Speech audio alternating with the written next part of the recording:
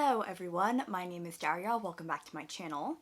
And today, or should I say for the next 2 days, I'm going to be embarking on a very nostalgic, very exciting journey with you all. I'm going to attempt to read 20 volumes of the Witch comics. Those were definitely not all the volumes, but if I tried to hold all of them, I would definitely break something. Now, before I go any further, I feel like I need to backtrack a bit and tell you all about the history of the Witch comics and my personal history with it as well. Witch is a magical fantasy series that was first published in Italy by Italian creators in 2001. Now, these comics were published at a time where the so-called magical girl genre was very popular. You have the incredibly popular Sailor Moon series, which ran through the entirety of the 90s. And then you have the Winx Club, which I believe came out around 2004. And sandwiched in between those two very popular magical girl series, you have Witch. So the Witch comics in particular follows 5 young girls: Will, Irma, Tehrani, Cornelia, and Helene. And as you probably can guess, their names spell out the acronym WITCH. All these girls are around the ages of 13 or 14, they're in middle school, going into high school. Now these 5 girls discover that they are the guardians of Kandrakar, which is a magical realm that exists in parallel with our own. Each of the girls controls a certain element of nature. You have Tehrani, who controls fire, Helene, who controls air, Irma is water, and Cornelia is earth. And then you have Will, who is the leader of the group, and her powers mostly have to do with energy. She is also the keeper of the heart of Kandrakar. And I don't know about you guys, if any of you watched The Witch, but I was desperate to get my hands on a Heart of Kandrakar necklace. The setup for Witch is not really anything special. We've heard it many times before, but I think what I really gravitated towards in particular was the balance of the magic with real life. Yes, we had the girls using their powers, fighting evil, but at the same time, their regular everyday struggles and lives were equally as important. Many storylines focused on infighting between the girls, school dances, failing classes, budding romances, and heartbreak. Witch's original run included 139 issues, but in the US there were only ever 8 graphic novels released. I actually have the original 8 volumes right here in my possession. I will be holding on to these for dear life because I'm pretty sure they are out of print. The rest of the Witch books that were released were actually just regular old chapter books. There were, I believe, about 26 chapter books released, but I actually didn't read any of them. I loved Witch because of its graphic novel format, so to not be able to look at these characters, to admire the artistry, it just didn't really feel like Witch to me, so I didn't read them. In the last 3 years, Disney has been re-releasing the Witch comics in longer graphic novel formats. As I mentioned, there were only 8 original graphic novels released in English, and they're all pretty thin, not going anywhere over 150 pages. Now let's look at the average length of one of the new volumes. Oh yeah, baby. That's somewhere around 250 to 300 pages of volume. I am personally so excited because I remember all those years ago, the final graphic novel, the 8th volume, left on this enormous cliffhanger. And I spent years wondering what was next. And now I get to find out. So now that we have the general history and my personal history with Witch out of the way, let's go ahead and dive into the first volume.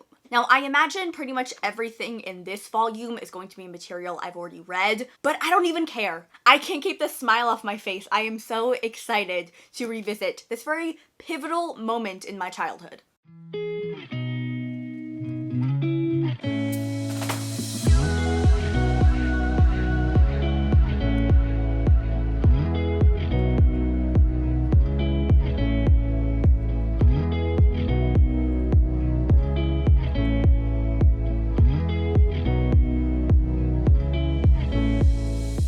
So I just finished the first volume. I told myself that I was going to update you guys in the middle, but I honestly just got so into it I couldn't put it down. As I already predicted, all of the material in this first volume I've already read before. I don't imagine I'm going to get to any new material until probably the 4th volume. Every single time I would read a panel or a page of this book, I would just flash back to reading it when I was younger for the first time, remembering my favorite moments and how cool I thought the girls' powers were and how much I wanted to be like them and wear their same outfits. And part of the reason I loved this series so much is because it was definitely playing into my fantasies of wanting to be older and act older than I really was. Obviously, having this immense responsibility of being the guardians, that's like a very adult thing that you have to protect an entire magical realm. And some of the romances and the drama that the girls deal with feel very much geared more towards high school than middle school problems. And as a young girl, as a tween, reading these books,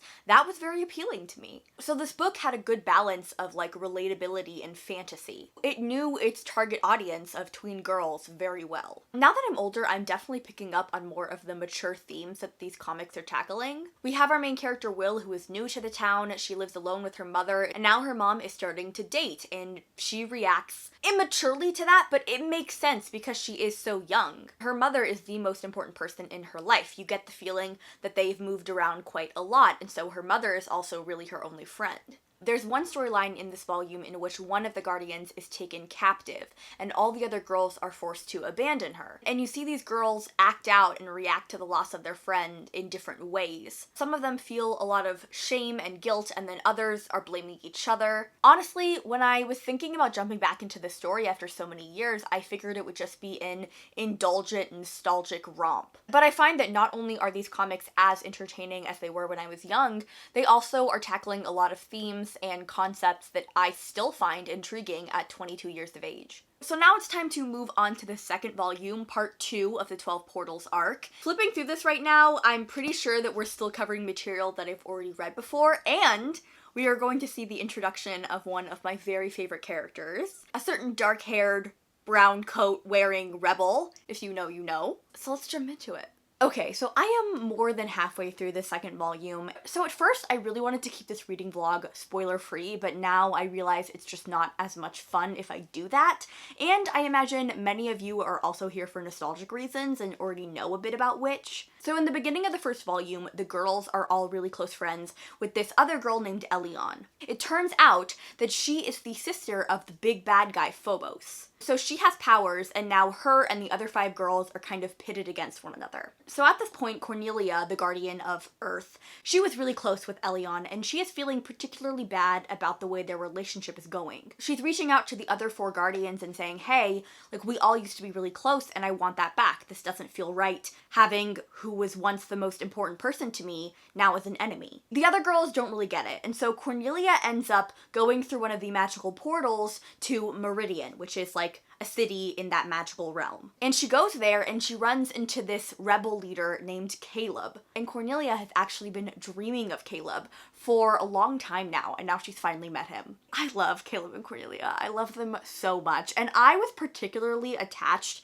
to Elion. This is how my 8-year-old brain thought. I liked her because I thought her hair was really cool. She basically has like these choppy bangs and layers, and then these 2 long braids that then have 2 silver circlets tied into them. And I just thought that was so cool. I was obsessed with her hair. I also think I liked her because, like, she wasn't a guardian, but she also had powers, and she was, like, a princess. I also think 8-year-old me sort of recognized the anti-hero aspects of her character and really liked that. It's a trope that I still like to this day, a morally gray hero/villain. Maybe I'm giving 8-year-old me too much credit, but I like to think that was part of the reason why I really liked Elion. Also, in this volume, we finally get our glance at Phobos, the big bad guy and Elion's brother. And this is him right here. And, you know, some of you guys are gonna think I'm absolutely insane, but there is something about that man that is just attractive. Like, yes, this man has weird, like, red scales and dots on his face as his beard, as his eyebrows.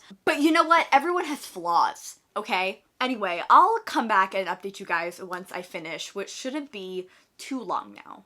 A few moments later. So as I predicted, I finished this volume very quickly. That's 2 volumes done. The art style had a bit of a switch up there at the end. I'm not sure if a different illustrator took over or what happened. So here are some examples of the previous art style. In my opinion, it felt a bit softer, a bit more cartoonish in a way. And then when you compare it to the new art style, The strokes, the outlines of the characters, it all just feels a bit harsher.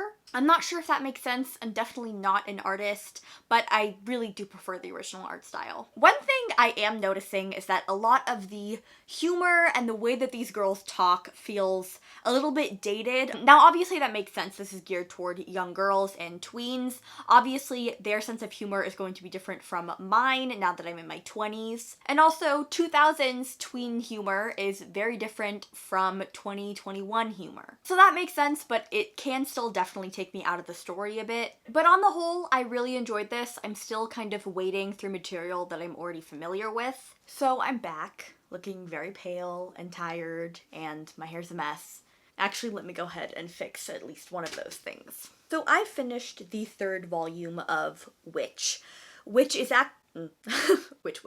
which also means that I have basically finished one of the arcs of the comic. Essentially what went down is that Elion sort of realized that her brother Phobos is an ass. Phobos had a plan wherein he would steal all of Elion's powers and then kill her in the process, and then he would get to rule over Meridian for the rest of his days. Elion and the 5 Guardians teamed up and stopped this from happening, and so it's happy days all around, happy endings. The volume and story arc ends on the 5 girls returning home, and then they're like, oh my god, we have a math quiz tomorrow. Basically just worrying about regular, everyday middle school life, which I personally thought was kind of cute and a nice way to end it. So that is 3 volumes done, an entire story arc finished. And now we are on to the first part of the second arc. This arc is called Nerissa's Revenge, and sort of thumbing through this, I do see some familiar things and then other things that I'm not quite remembering. If I'm remembering correctly, the 8th volume of the original graphic novel series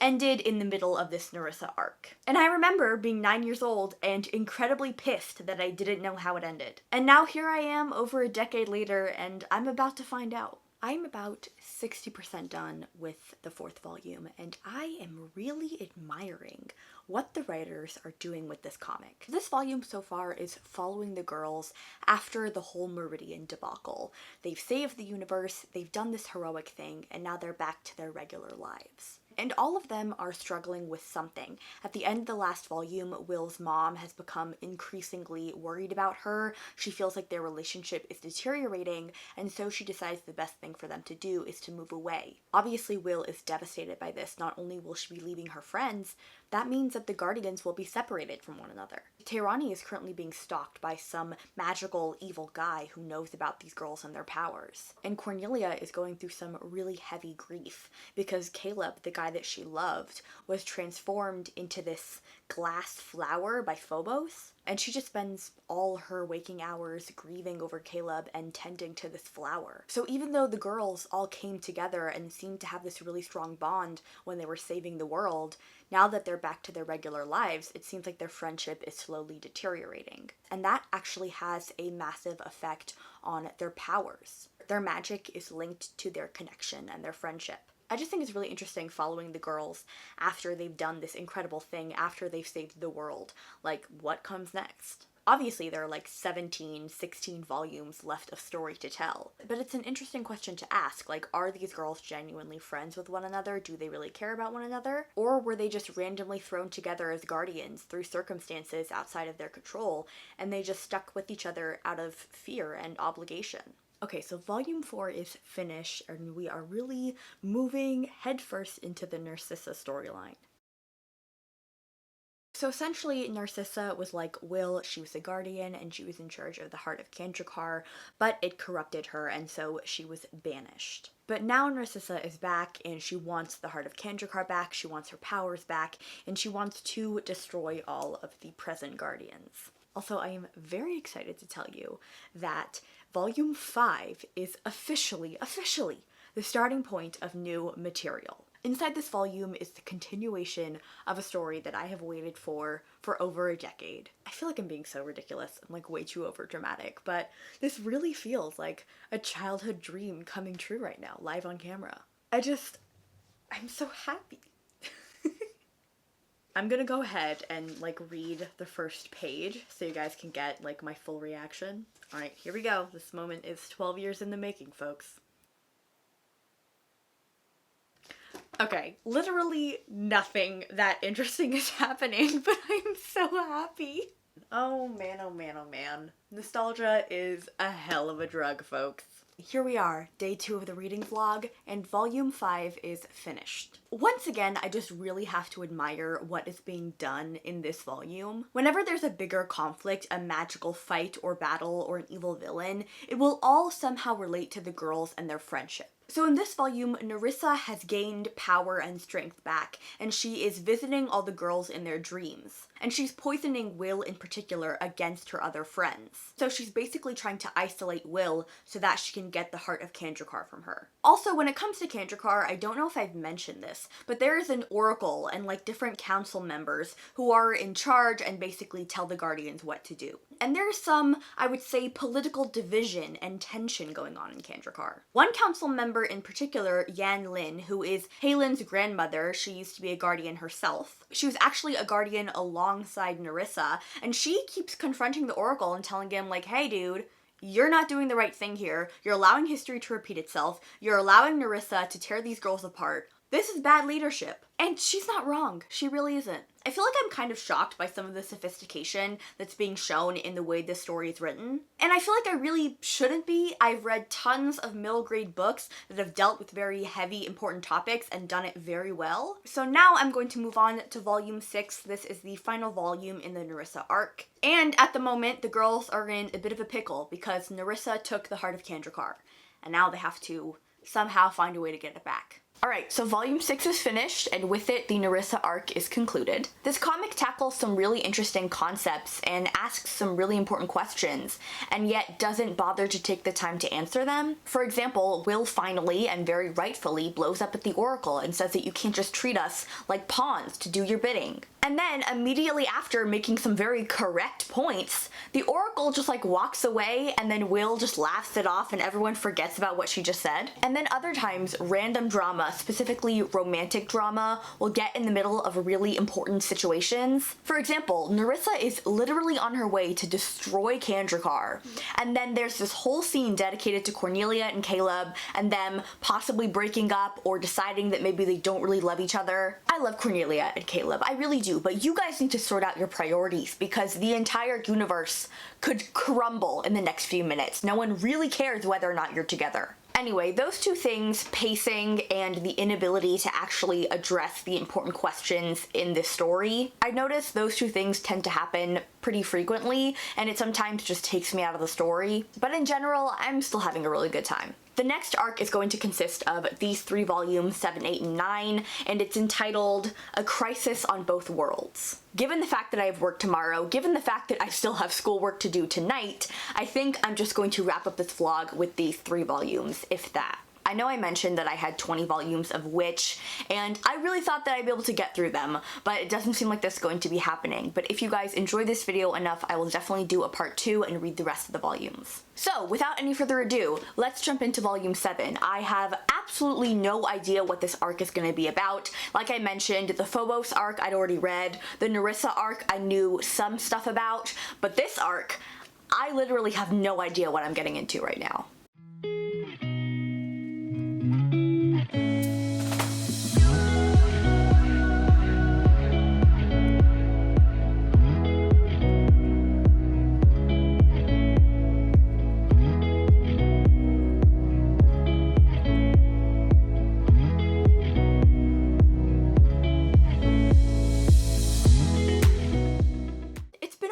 Since I updated you guys, and in that time I have read both volume 7 and 8. I'm going to be honest, I'm not as intrigued by this new arc. And that is probably because the villain of this arc is just so lackluster when you compare him to Nerissa and Phobos. Those two villains, I feel like they actually had a purpose. They had a certain desire that drove them to do what they were doing. Whereas the villain in this arc, I legitimately have no idea what his motivation is. It's very flimsy reasoning as to why he wants to destroy Kandrakar and hurt the Oracle. And I think that might be because the main evil in this arc at least is actually in the real world. The witch girls are currently being investigated and pretty much stalked by this detective. He wants to prove that the girls have supernatural abilities. He's getting closer and closer to finding out the truth every single day, and obviously that is a really big threat to the girls and their safety. But even that storyline just doesn't seem that compelling to me. You've got these two antagonists, these two main plot points,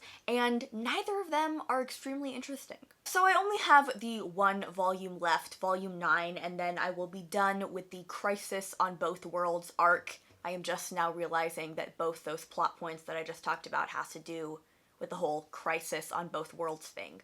I see what they're doing. But I still don't like it, okay? I would rather have one really tight, well-structured plot line with a really good villain than two flimsy, lackluster ones. Anyway, I'm going to go ahead and read this final volume, wrap up this arc, and subsequently wrap up this reading vlog. So I just finished the 9th volume, and I have thoughts, both good and bad. I really liked the storyline in this volume because I feel like it's something that they've been building towards since the beginning. So at the very beginning, the girls discover that they have this power to create copies of themselves that they call astral drops. So anytime they need to like go to Kandrakar or escape to do some magical hijinks, they create these copies of themselves and then leave them in their place to continue living at home, going to school. But over time, as the girls continuously create their astral drops, I'm just gonna call them ADs from now on, the ADs start to create a life of their own. They have their own desires, their own motivations and personalities and thoughts, and they're starting to get really tired of constantly having to do what these girls tell them to do. And now the astral drops have decided that enough is enough. We are going to be our own people and live separately from these girls. And I really like the storyline because, like I said, it's been building for many volumes now. The Oracle warned the girls not too long ago to stop making these copies of themselves. And of course they didn't listen, and now they have to deal with the consequences. The only complaint I really have is one that I have continuously had throughout reading this series, which is that I feel like the storylines move way too fast. This whole clone astral drop storyline could have gone on for at least another volume, and I'm upset that it didn't. I think instead of having these fast-paced plots in which an entire arc is wrapped up in 2 to 3 volumes, they could really slow down and dig deeper into these conflicts. But then again, I always seem to end on the same note, which is that I am thoroughly enjoying this series, whether or not I have qualms with it. So we have now reached the conclusion of this journey, the end of the road, the end of the Witch reading vlog. So in the last 2 days, I have read 9 volumes of Witch, covering 3 different arcs, 250 pages per volume. And that brings me to 2,250 pages in total. So that is it for me today, you guys. I really hope you enjoyed this video as much as I enjoyed filming it. If you guys want a part 2 to this Witch reading vlog, go ahead and let me know. If you were a fan of Witch when you were younger, please come and share in the nostalgia with me. And if the series is new to you, I hope that I inspired you to go ahead and pick it up for yourself. If you enjoyed this video, don't forget to like and subscribe. And if you want to follow me anywhere else, you can find all of my social media linked down below. Thank you so much for watching. I love you all very dearly, and I look forward to seeing you all in my next video. Bye!